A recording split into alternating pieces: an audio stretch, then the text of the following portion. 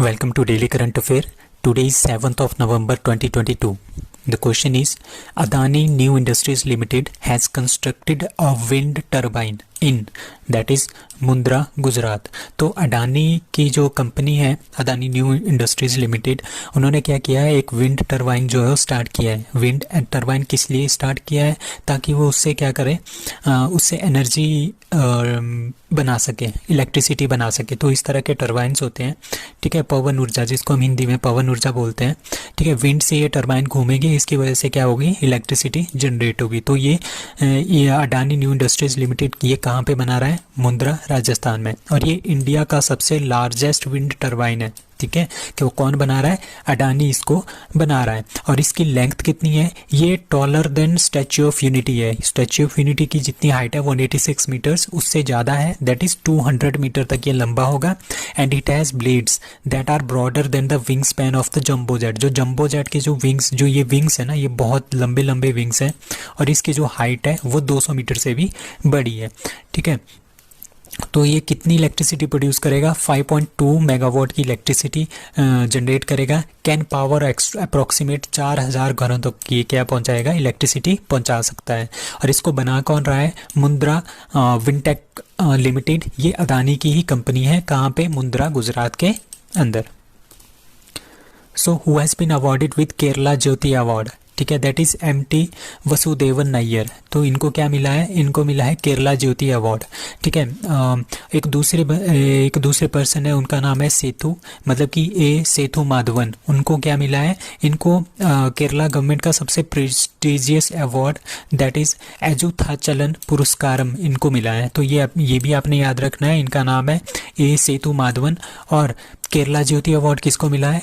MT Vasudevan Nayyar को। ये दोनों नाम आपने याद रखने हैं। तो ये केरला ज्योति अवार्ड मिला है MT वासुदेवन नैयर को, ठीक है। और दिल्ली के बेस्ड मलयालम मेगा स्टार है, उनका नाम है Mammootty Ocheri NN Pillai, a playwright in the Malayalam and T Madhava Menon, ठीक है। ये कौन है? ये सिविल सर्वेंट है and social worker, has been chosen to receive the first Kerala Prabha, ठीक है। ये पहली बार दिया जा रहा है केरला प्रभा। किस किस को? NN पिल्लई को एंड TM मेनन को। ये दोनों नाम भी आपने याद रखने। दो नाम ये याद रखने हैं, एक MT वसुदेवन नैयर और एक सेतु माधवन। तो ये चारों नाम आपने ध्यान रखने हैं। Now astronomers discovered an asteroid that could destroy planet that is 2022 AP7। अब क्या हो रहा है, हमारे पास 3 ऐसे एस्ट्रॉइड्स हैं, ठीक है। ये हमारे पास सन है और ये अर्थ है, ठीक है, अर्थ है। तो ये जब सूरज है, ठीक है, तो ये सूरज है, तो इस सूरज की डायरेक्शन से क्या आ रहे हैं, हमारे पास 3 एस्ट्रॉइड जो वो धरती की तरफ आ रहे हैं। उनमें से जो एक है वो बिल्कुल धरती की तरफ आ रहा है, ठीक है। जो ये एस्ट्रॉइड है ये बिल्कुल धरती की तरफ आ रहा है, ठीक है। और ये 1.5 किलोमीटर लंबा है, ठीक है। इसका नाम है 2022 AP7 एस्ट्रॉइड।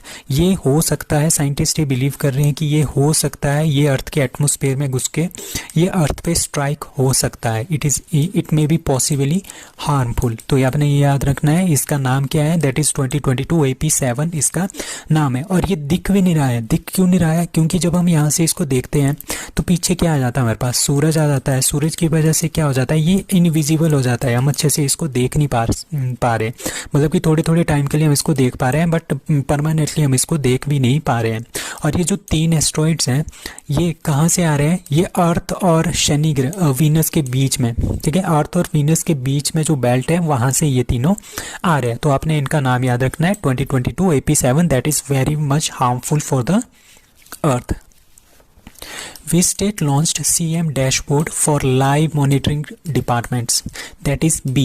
तो हरियाणा गवर्नमेंट ने क्या किया है, एक CM डैशबोर्ड नाम का एक पोर्टल लॉन्च किया है, ठीक है। उसमें क्या होगा, ये हमारे पास एक पोर्टल है, ठीक है। इसमें क्या होगा, इसमें जितने भी हमारे पास डिपार्टमेंट्स हैं स्टेट गवर्नमेंट के, ठीक है, इलेक्ट्रिसिटी डिपार्टमेंट हो गया या फिर जल शक्ति डिपार्टमेंट हो गया या कुछ और डिपार्टमेंट्स हो गए, सारे के सारे डिपार्टमेंट एक पोर्टल पे होंगे, ठीक है। और वहाँ पे कि कौन कौन से प्रोजेक्ट इनके चल रहे हैं, ठीक है, और कब ये स्टार्ट हुए हैं प्रोजेक्ट और कब ये ख़त्म होंगे और टोटल एस्टिमेशन कितना है। तो सभी के बारे में ये सारी इन्फॉर्मेशन जो है वो इसी CM डैशबोर्ड के अंदर आती रहेगी। तो इस तरह से हमें क्या पता चल जाएगा कि कितना टाइम किस प्रोजेक्ट के लिए हमारी गवर्नमेंट जो है वो लगा रही है। तो ये ब्लॉक लेवल पे भी होगा, डिस्ट्रिक्ट लेवल पे भी होगा और पंचायत लेवल पे भी होगा। तो ये कहाँ के है, हरियाणा गवर्नमेंट ने ये स्टार्ट किया है सीएम डैशबोर्ड योजना। कहाँ पे, हरियाणा में, ठीक है। और यहाँ के सीएम कौन है, that is Manohar Lal Khattar. Which country created record for operating the longest passenger train? That is France। तो फ्रांस अभी क्या कर रहा है, वो अपने 175 एनिवर्सरी मना रहा है, जब 175 साल पहले वहाँ पे पहली ट्रेन चली थी। तो 175th एनिवर्सरी हो रही है इनकी ट्रेन्स की।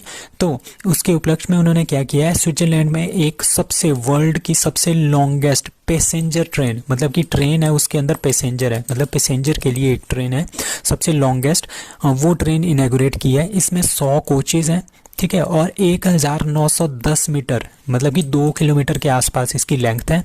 एंड कंसिस्ट ऑफ 4550 सीट से इसके अंदर है, ठीक है। तो ये इस तरह की हमारे पास एक रेलवे है, कहाँ पे इनॉग्रेट हुई है, दैट इज स्विट्जरलैंड। तो सबसे लॉन्गेस्ट पैसेंजर ट्रेन, जहाँ पे पैसेंजर ट्रेन आएगा तो अपने इसका आंसर देना है, दैट इज स्विट्जरलैंड।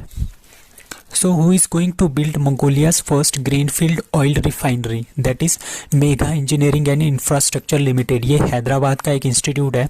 तो हैदराबाद का ये इंस्टीट्यूट है mega engineering and infrastructure limited. इन्होंने मंगोलिया के साथ एक MOU साइन किया है, जिसके अकॉर्डिंगली ये जो इंस्टीट्यूट के पर्सनस हैं ये जाएंगे मंगोलिया और वहाँ पे ग्रीनफील्ड ऑयल रिफाइनरी के लिए काम करेंगे। मतलब कि वहाँ पे अगर तेल निकालना है तो ये कंपनी यहाँ पे क्या करेगी, तेल निकालेगी, ठीक है। The company would provide EPC, क्या प्रोवाइड करेगा, EPC मतलब इंजीनियरिंग का काम जितना भी होगा ये सारे करेंगे, प्रोक्योरमेंट का काम सारा करेंगे, एंड कंस्ट्रक्शन का जितना भी काम होगा किसको कंस्ट्रक्ट करने के लिए, ग्रीनफील्ड ऑयल रिफाइनरी को बनाने के लिए जितना भी काम होगा ये सारा का सारा काम कौन करेगा, mega engineering and infrastructure limited. ये कहाँ की है, हैदराबाद बेस्ड एक कंपनी है, ठीक है। और $790 मिलियन इसमें पूरा का पूरा खर्चा आएगा और एडवांस टेक्नोलॉजी इस काम में यूज की जाएगी।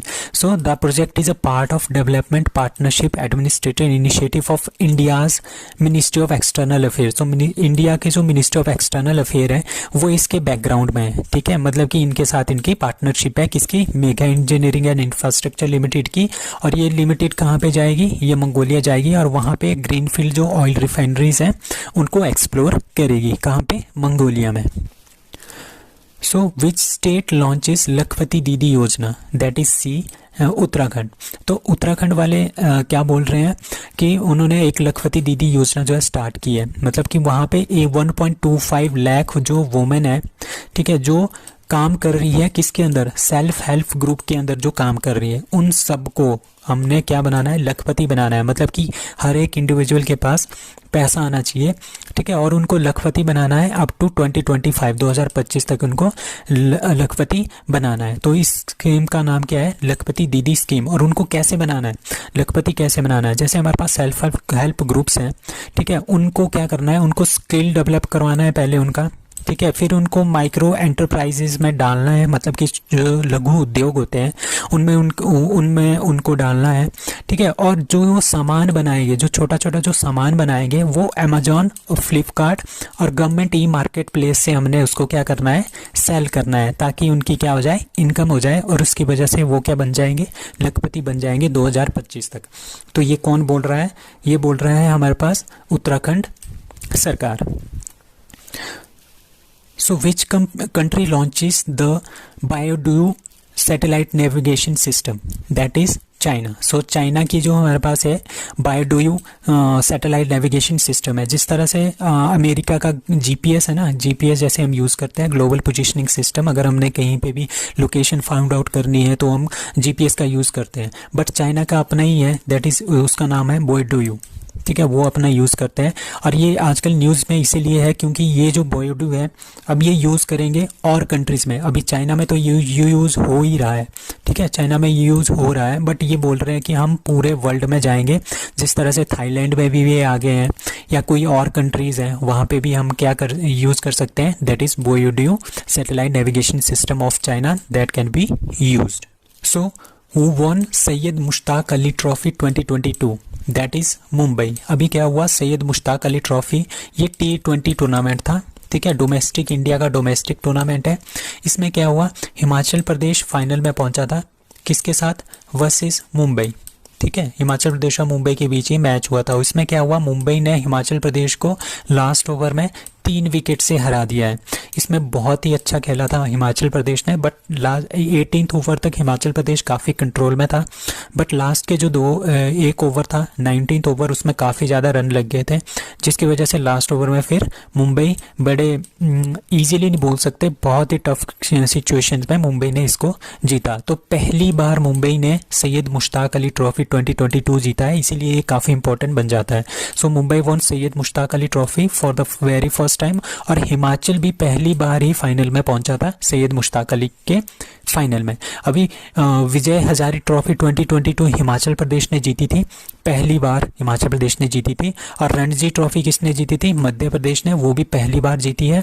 Winner of Syed Mushtaq Ali trophy ये मुंबई ने जीती है। तो ये तीनों पहली बार ही जीते हैं। अब ईरानी कप हुआ था पीछे जैसे, तो उसका क्या हुआ, रेस्ट ऑफ इंडिया ने उसको जीता है।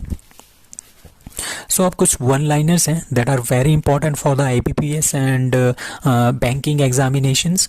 कुछ और टाइप के भी डेली एग्ज़ाम्स होते हैं, जिस तरह से टेट एग्जामिनेशंस होते हैं या फिर स्टेट गवर्नमेंट के कोई भी एग्ज़ाम होते हैं, तो उसके लिए काफ़ी ज़्यादा इंपॉर्टेंट होते हैं।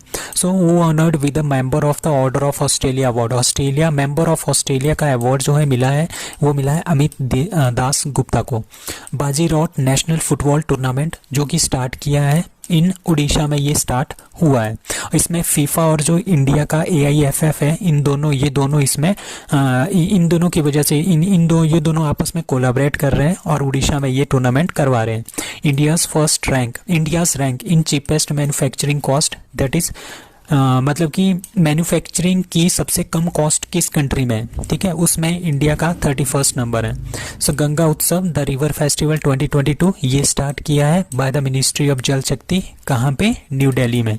नेशनल मोनूमेंट इन बांसवाड़ा डिस्ट्रिक्ट राजस्थान, ठीक है, बांसवाड़ा जो डिस्ट्रिक्ट है राजस्थान में, वहाँ पे नेशनल मोनूमेंट जो है वो घोषित किया है by prime minister of India, that is Mangarh Dham. So Mangarh Dham कहाँ पे है, that is Rajasthan, Banswara district. Which country Supreme Court bans 2-finger test, that is India. Who is going to host Track Asia Cup 2022 cycling tournament, very important, that is Kerala में ये tournament हो रहा है। Who has been named as president of FICCI, that is Subrkant Panda. Who is going to assume presidency of United Nations Security Council? So United Nations Security Council की presidency कौन सा देश कर रहा है आजकल, that is Ghana.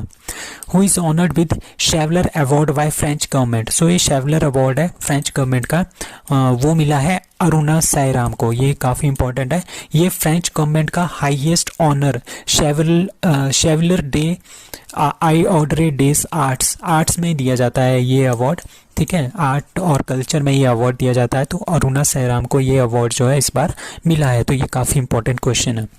So that's all for today, thank you.